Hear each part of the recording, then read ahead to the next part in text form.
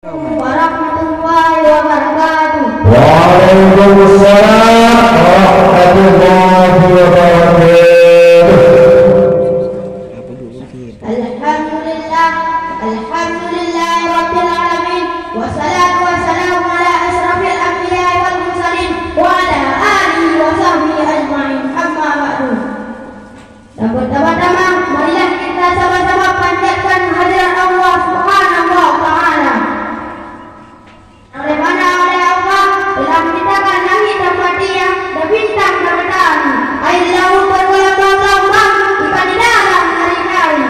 Selawat bermahkota salam dan tak lupa kita alamatkan pada pahlawan revolusi Islam yang lahir di tengah-tengah padang Sahara yang bertitel Habibullah dan berpangkat Waka Rasulullah. Dan warga bantuan kepada pimpinan Dayak Al-Siddiqin Al-Adiliyah beserta keluarga.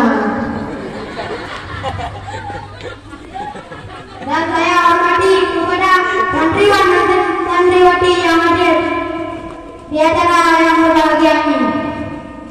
Dan saya tidak memperpanjangkan mukadimah ini dan saya masuk dalam bidang yang berjudul pekerjaan. Sesungguhnya Islam adalah agama sempurna, tidak memerintahkan suatu melainkan ada kemaslahatan manusia dan negara, dan tidak melarang suatu melainkan ada keburukan dan kerusakan. Islam menjadikannya sesungguhnya Islam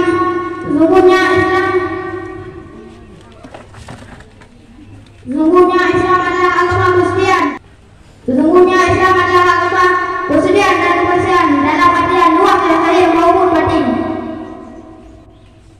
Kebersihan hati dan lisan dari kesyirikan, perbuatan iri, dengki, perbuatan hina, dusta dan celaan. Kebersihan badan pakaian dari tempat hal-hal yang terjelek. Allah Ta'ala mengagungkan kedua hal tersebut dalam firman-Nya. Wasiyabaka wa taqri wal wajida fahjur. Artinya,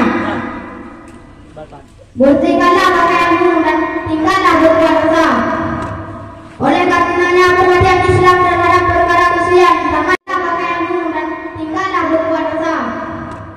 Oleh karenanya perhatian Islam terhadap perkara kesucian sangatlah besar.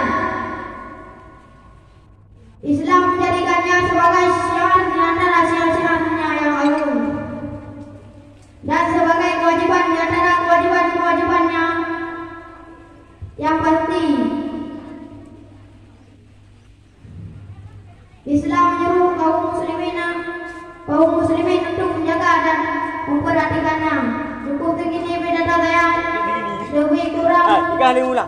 Saya mohon minta maaf. Wabillahi taufiq wal hidayah. Assalamualaikum warahmatullahi wabarakatuh. Waalaikumsalam.